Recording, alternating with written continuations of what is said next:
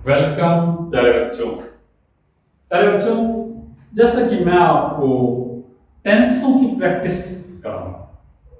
Rules आप सीख चुके हो और अब तक सीखते भी आए, लेकिन उसके लिए कैसे प्रयोग करें इनका, परीक्षा में किस प्रकार से आते हैं, इसकी मैं प्रैक्टिस करा रहा हूं।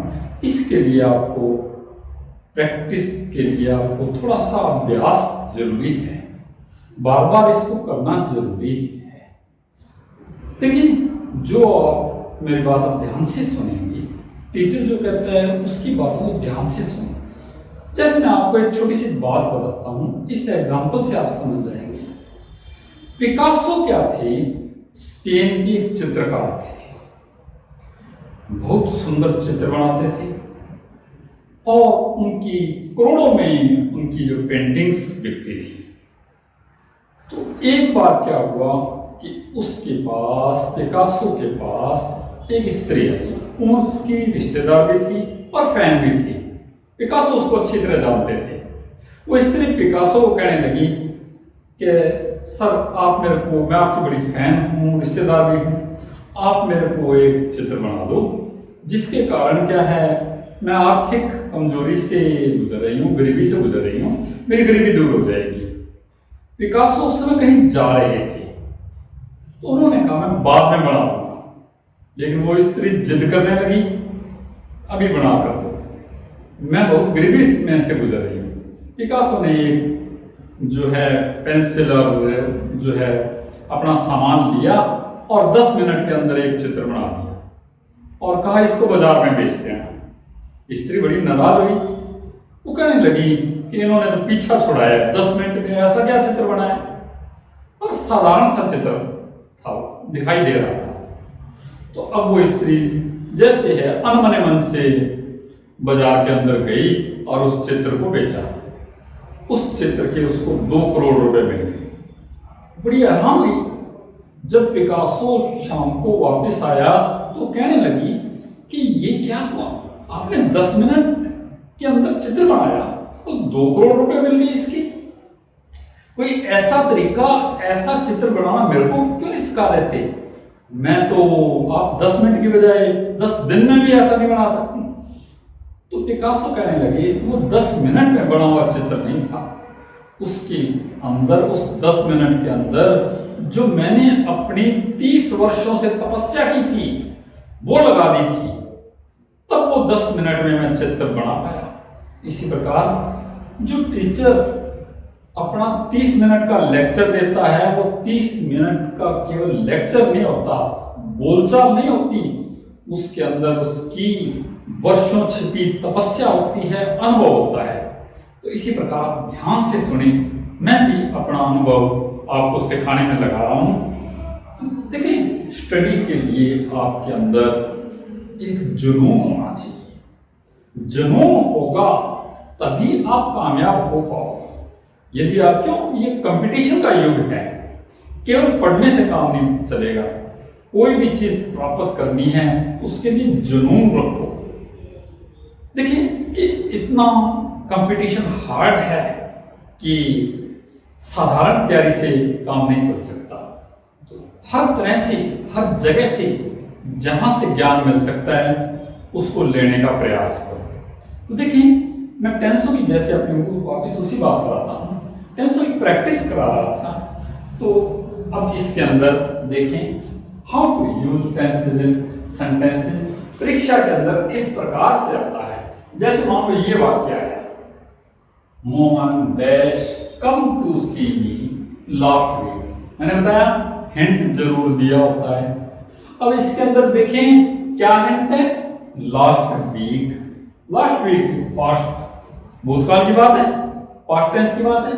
पास्ट टेंस के अंदर, सिंपल पास्ट के अंदर क्या होता है, सेकंड फॉर्म आती है। तो कम की सेकंड फॉर्म क्या आएगी, केम।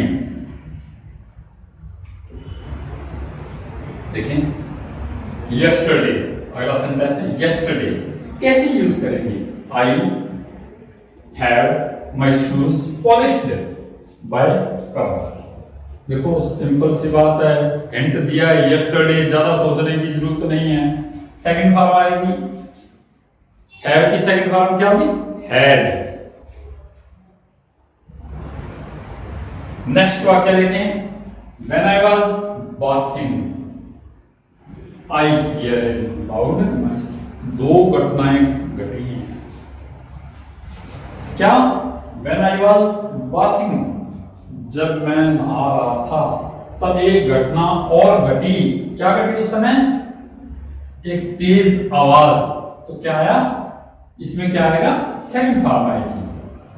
देखिए बाज आया है, भूतकाल है। ये व्हेन आई वाज बाथिंग ये पास्ट कंटिन्यूज है, तो ये पास्ट इंडेफिनिट आएगा। क्या आएगा? हियर्ड। आई हियर्ड ए लाउड नॉइस। अब देखिए नेक्स्ट वाक्य है, the doctor is not at home, he dash hospital just now. देखें हिंट, देखें इज प्रेजेंट है और दूसरा क्या है? Just now. जस्ट नाउ बताया हुआ है, मैंने आपको निशानियां बताई थी, एडवर्ब्स बताए थे, उसके अंदर जस्ट नाउ आए तो क्या लगता है? हैज हैव प्लस वर्ब की थर्ड फॉर्म। क्या आएगा? He has gone, he has gone to hospital.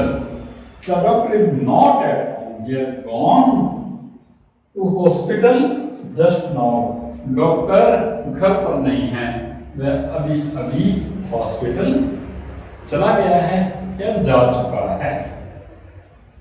अब देखिए, after I finish my home work I went to party. देखें आफ्टर या बिफोर आए तो जैसे कि मैं इसके पहले और बाद वाला वाक्य समझाता हूं पहले, तब ये जल्दी समझ आएगा। देखिए वाक्य के अंदर आफ्टर या बिफोर आए तो उसके अंदर क्या होता है? हैड प्लस थर्ड फॉर्म का प्रयोग होता है। और दूसरे वाक्य में उसमें दो वाक्य होते हैं। हैड प्लस थर्ड फॉर्म का प्रयोग बिफोर से तो पहले होता है और आफ्टर के बाद में होता है। अब देखें, अब इसके अंदर देखें, the guest had gone before, देखो बिफोर से पहले हैड प्लस थर्ड फॉर्म आ गई है। बचे हुए वाक्य के अंदर सेकंड फॉर्म आएगी। दोबारा देखें, the guest had gone before, before आया वाक्य में बिफोर आया तो क्या लगेगा? हैड प्लस थर्ड फॉर्म लगेगी, तो ये आ गई। बचे हुए वाक्य में क्या लगता है? Second form, I reached, I reached the home. My mother washed my shirt after. देखें हैड प्लस थर्ड फॉर्म का प्रयोग आफ्टर के बाद में, आफ्टर के बाद में तो क्या आएगा?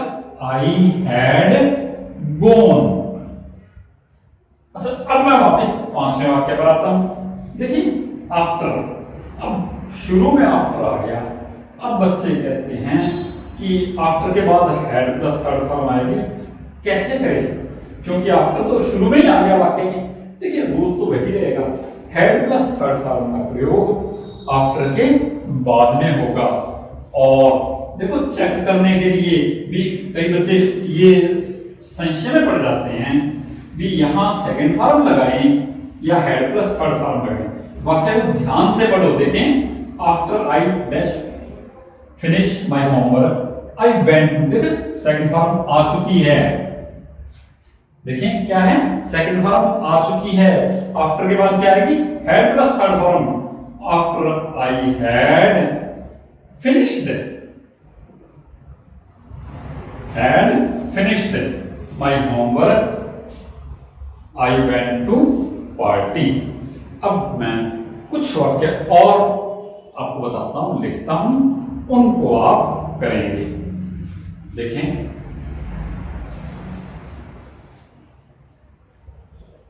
प्यारे बच्चों, देखें दोबारा, ये मैंने जो सेंटेंस लिखे हैं इसके अंदर मैं आपको टेंसों का प्रयोग करना सिखा रहा हूं।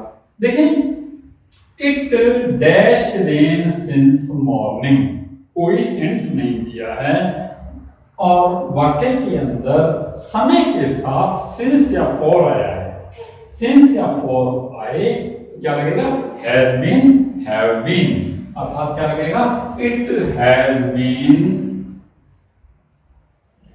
Raining since morning. इस प्रकार वाक्य का एंड पहचानना है।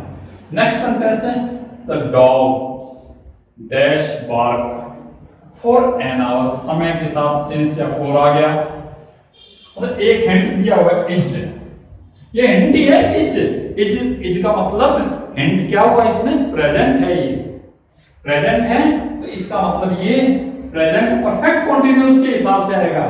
The dogs have been barking for an hour. अब देखिए नेक्स्ट वाक्य है, डिफरेंस देखना दोनों में, Babita dash try to get a job for, hint एक हिंट तो क्या मिल गया, फॉर 2 years। आगे क्या है, when finally she give up hope, दिखाई देने में इसमें कोई हिंट नहीं नजर आ रहा लेकिन वास्तव में है। देखें अपना एक हिंट तो ये मिल गया, क्या है, परफेक्ट कॉन्टिन्यूस है। अच्छा कौन सा है, प्रेजेंट है या पास्ट है या फ्यूचर है, इसके लिए अपने देखेंगे। देखिए क्या हिंट है, gave up, gave second form आई है, भूतकाल आया है तो हैज बीन नहीं आएगा, हैड बीन आएगा। Babita had been trying to get a job for 2 years when finally she gave up hope।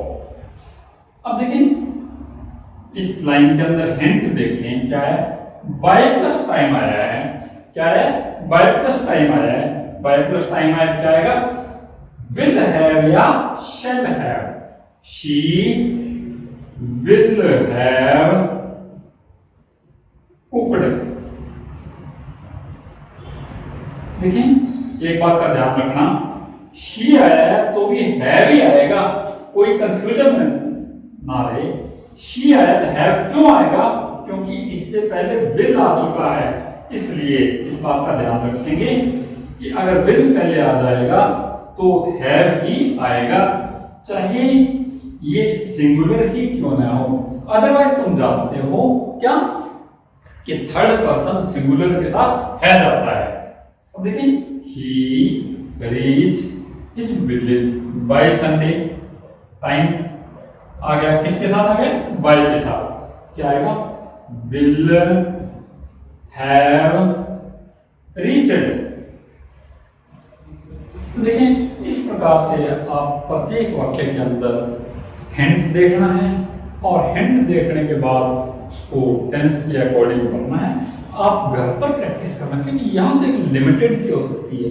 जैसे मैंने कितने बार 12 वाक्य बताए लेकिन समझाया है, समझाने में टाइम लगता है। इस समझाए हुए का आपको फायदा कब होगा, जब आप घर पर प्रैक्टिस करोगे। प्रैक्टिस करने का तरीका क्या है, सबके पास जो अपने ग्रामर की बुक्स होती हैं उस बुक्स के अंदर आप टेंसों वाली एक्सरसाइज निकालना।